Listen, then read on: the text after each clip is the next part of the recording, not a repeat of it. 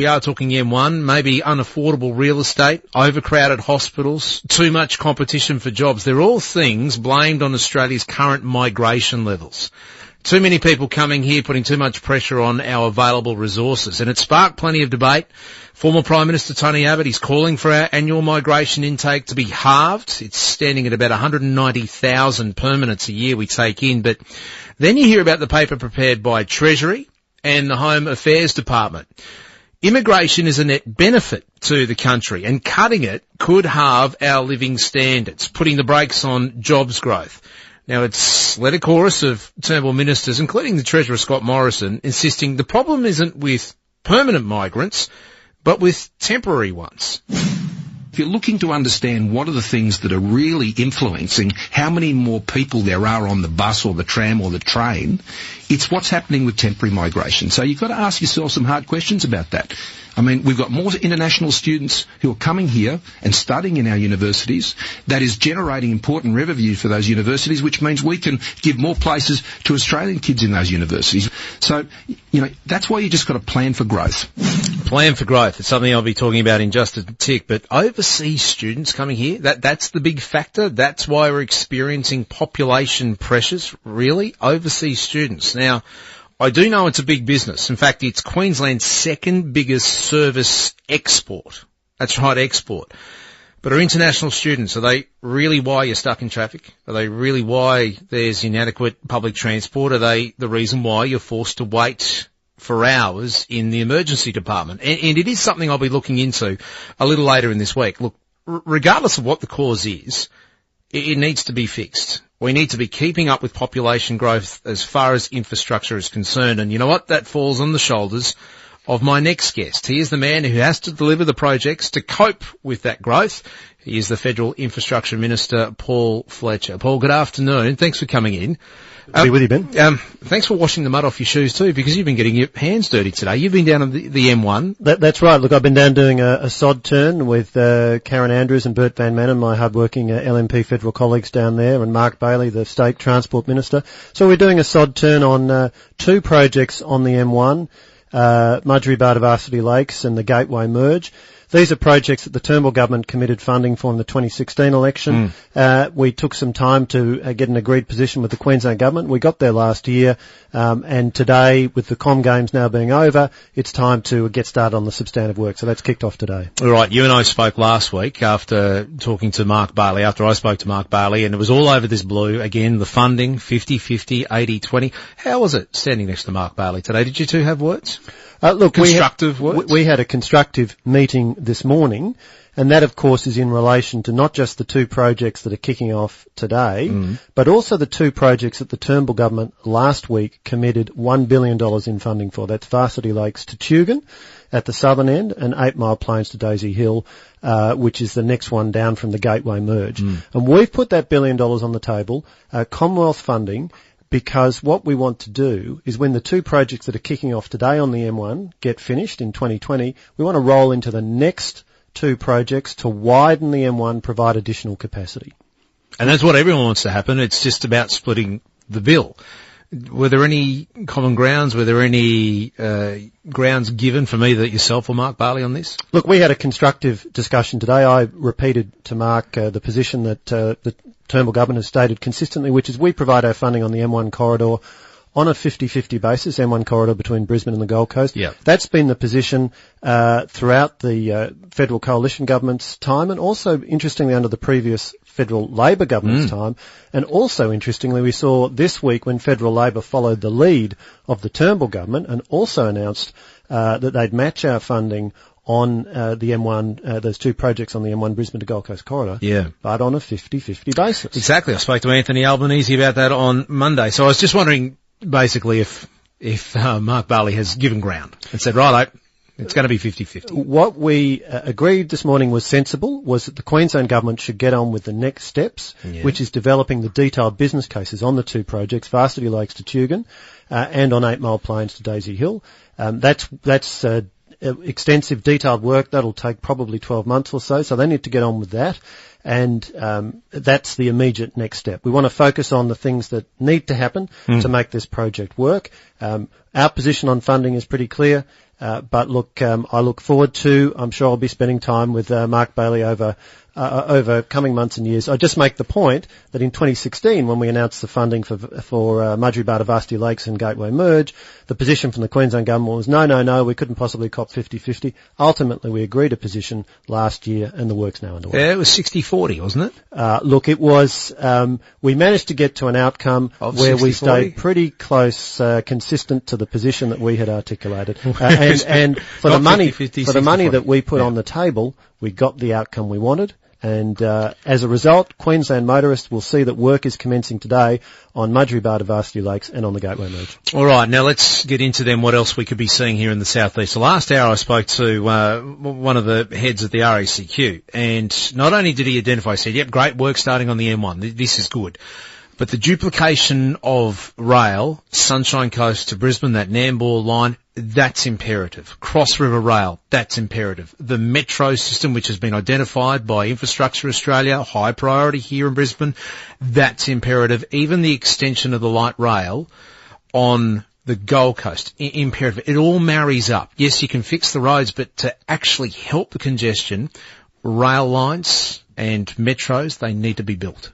Well, certainly as a principle, what we're seeing around the country as our cities grow is increased investment both in road and in rail, heavy rail, light rail. We're seeing that around the country. Now, we have a clear process by which the Commonwealth Government, the Turnbull Government, looks at the projects that we'll support, bearing in mind that there are plenty of projects, both in Queensland and in other states, that are initiated and fully funded by state government, but there are plenty of others that the Commonwealth Government, the Turnbull Government, supports. And so our process is we ask for a business case to come forward to Infrastructure Australia, which is our independent advisor, and it's our requirement that wherever there's an investment of $100 million or more from the Commonwealth sought into a project, that we must have that independent assessment by Infrastructure Australia.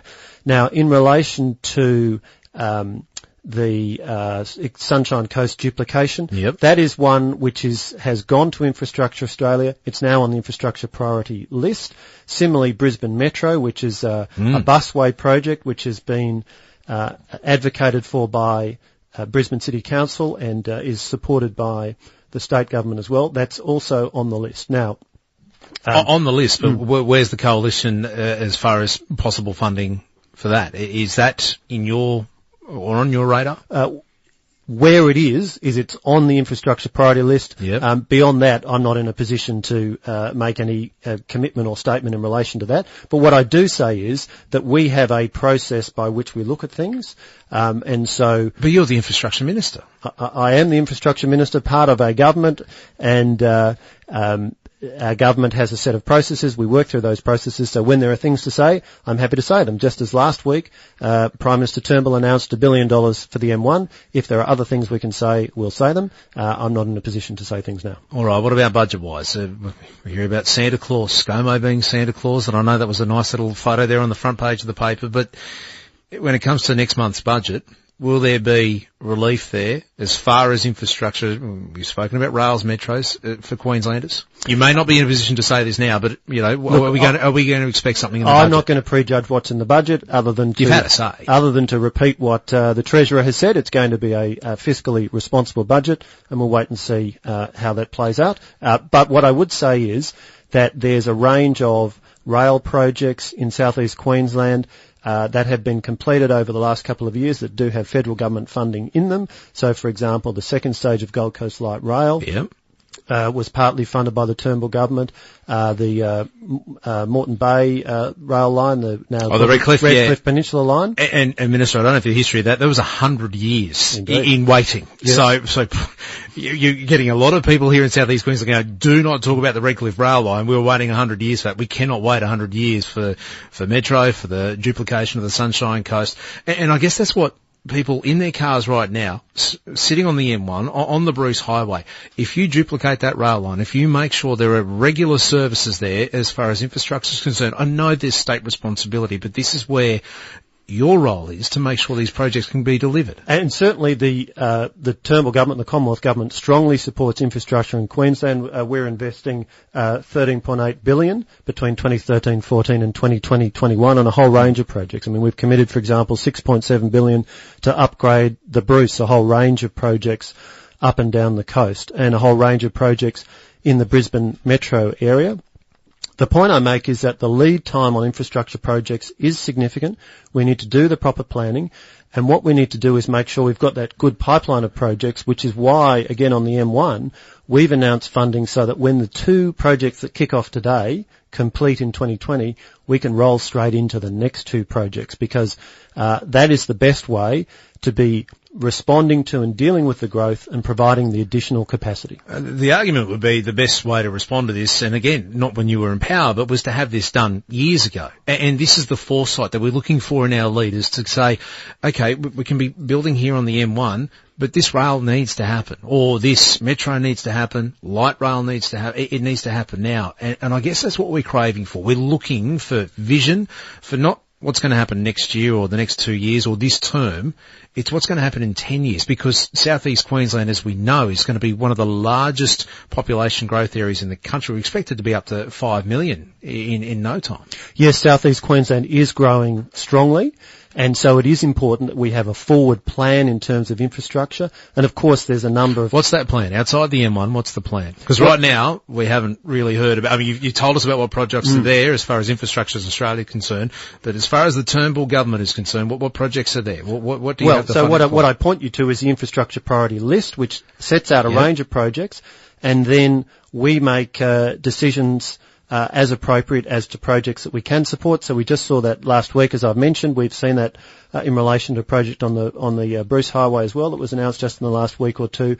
And so we continue to look for opportunities to support here in Queensland as we're supporting around the country, but very importantly based upon advice from Infrastructure Australia, so that we're allocating our funds to where there's the best benefit, and we're allocating them all around the country. As I say, 13.8 billion in Queensland, 2013-14 to 2020-21. So big expenditure in Queensland, reflecting the growth of Queensland and the importance of Queensland. Now you've seen that list, and yes, it was last week, and we know we've got a federal budget coming up in a couple of weeks' time. Is it something you'll be knocking on Scott Morrison's door and to say, hey, we know Queensland's a key battleground, and I know, and we all know that. I had Simon Birmingham sitting in exactly the same chair that you're in yesterday. I've had Macaulay Cash on the phone saying I want to come on tomorrow. There's a push on from the coalition, because you know that this state is imperative to winning the next election. Will there be money in the budget for southeast Queensland as far as infrastructure projects? Well, what I'd say is Queensland is very important, and I'd also point to the announcement just last week. There's money in the budget right there for infrastructure.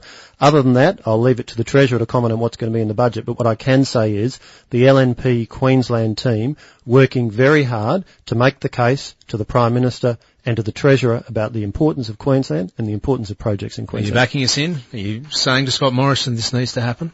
Here's the list that I've seen. I've got some very effective colleagues in Queensland who are making the case, and it's a pleasure to work with them. It's a pleasure to have you in the studio. Minister, thank you. Paul Fletcher, the Federal Infrastructure Minister here. M1 roadworks underway. What's going to happen with rail? We'll find out perhaps next month. It's 26 minutes past 4. Traffic, thanks to the Belvedere Hotel, Woody Point, Red